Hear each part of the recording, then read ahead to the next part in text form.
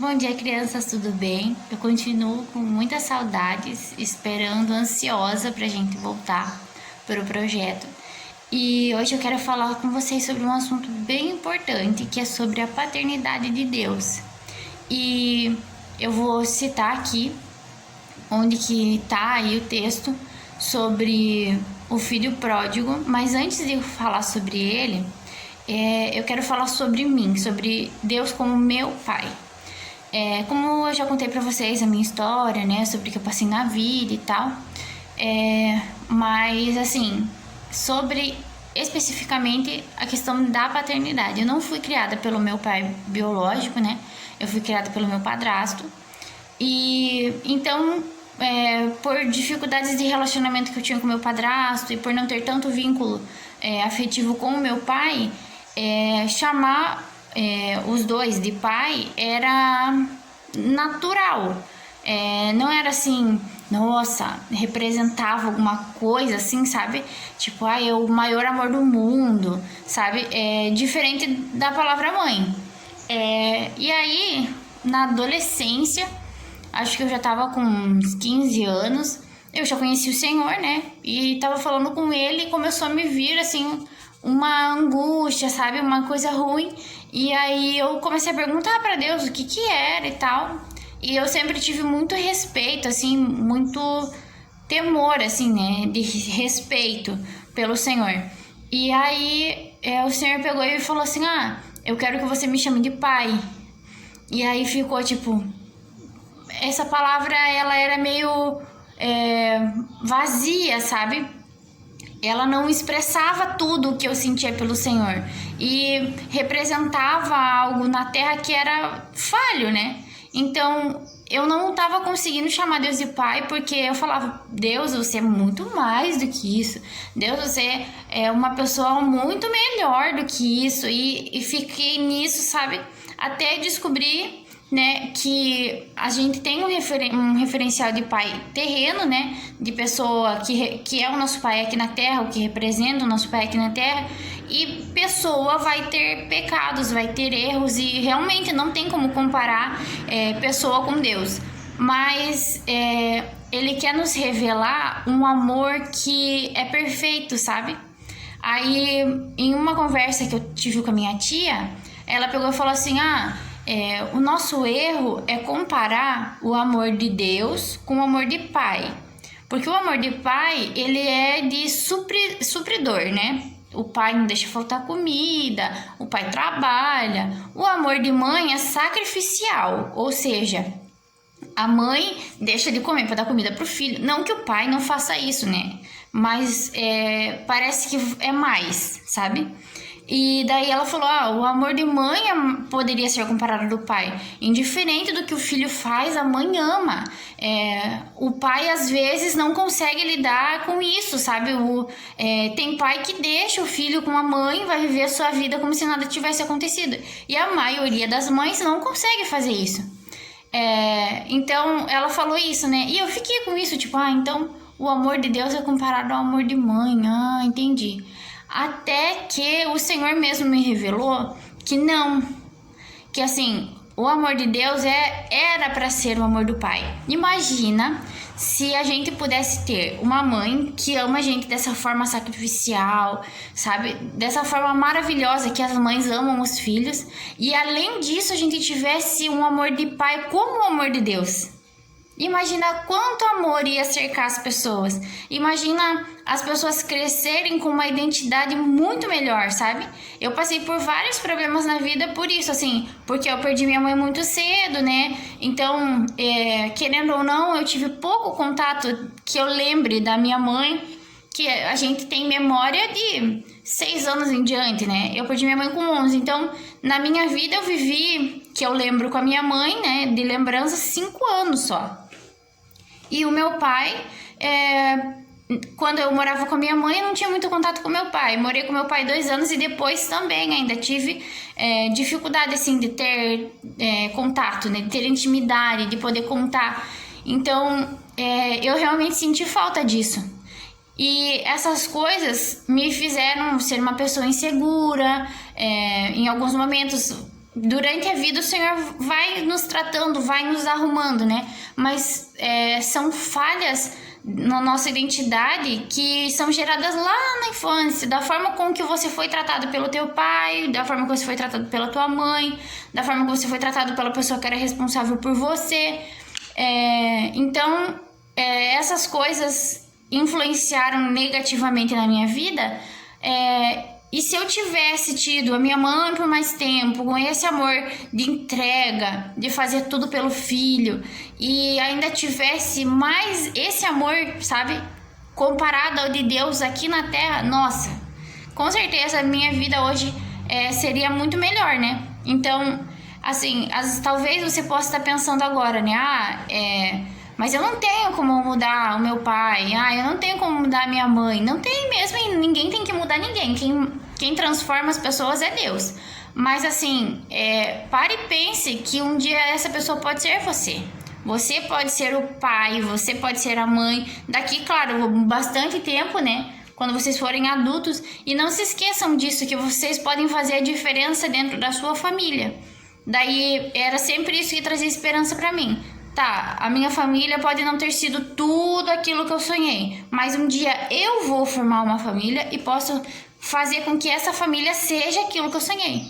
Então, na minha experiência é isso que eu passei assim com o Senhor, e a partir desse entendimento eu comecei a conseguir chamar Deus de Pai e consegui, por incrível que pareça, eu consegui honrar ainda mais o meu pai, sabe?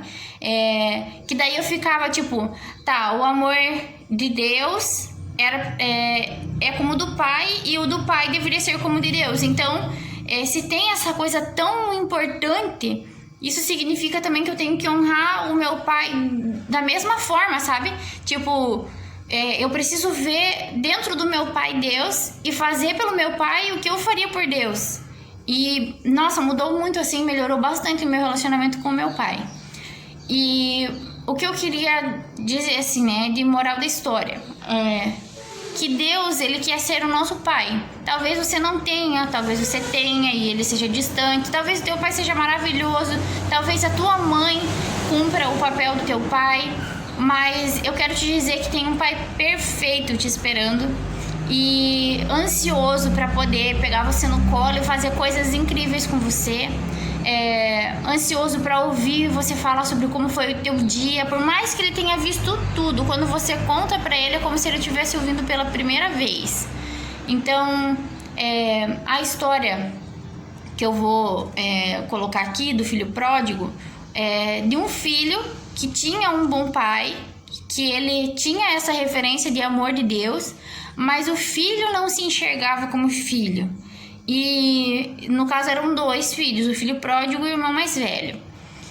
O filho pródigo achou que ele já tinha vivido tudo que ele tinha vivido com o pai, pegou e falou assim, faz de conta que você morreu, me dá tudo que você vai deixar pra mim de herança e...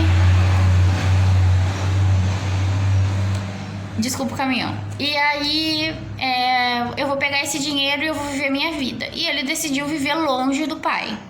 E aí ele pega o dinheiro dele, gasta o dinheiro dele com um monte de coisa que não deve, tipo, com amigos, sabe, com festa, e tipo, não pega o dinheiro dele pra fazer nada de bom. E aí chega uma hora que acaba o dinheiro dele, os amigos dele simplesmente não são mais amigos dele, porque só queriam o dinheiro. E aí ele fica sozinho, sem dinheiro, e aí ele vai trabalhar. E aí quando ele vai trabalhar cuidando de porco. E daí, quando ele chega lá, ele tá com tanta fome, que ele sente vontade de comer a comida do porco.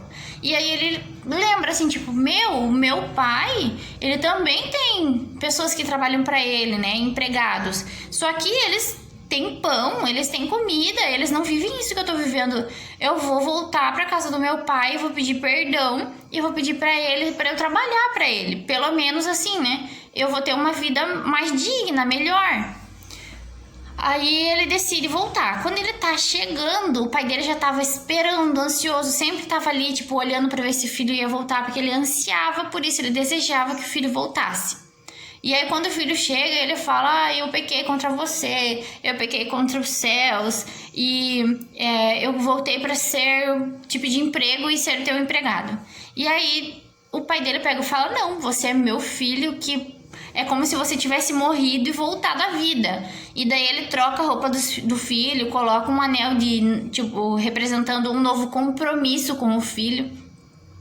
Coloca sandálias novas no pé dele e faz uma festa.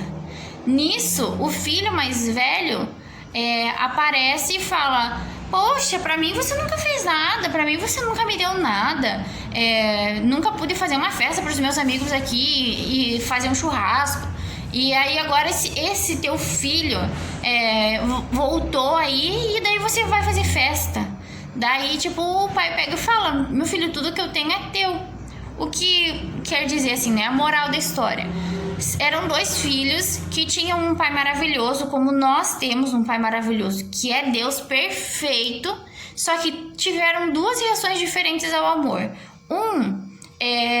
Achou assim que o amor de Deus ou do pai não valia tanto assim, que era mais importante curtir a vida. E o outro achava que o amor de Deus ele só poderia ser entregue a ele se ele merecesse, se ele fizesse por onde. Então ele era filho, mas ele se via como servo, como empregado. Então ele fazia de tudo para não desagradar a Deus, para que Deus o amasse, como se Deus fosse deixar de amar ele porque ele fez alguma coisa de errado.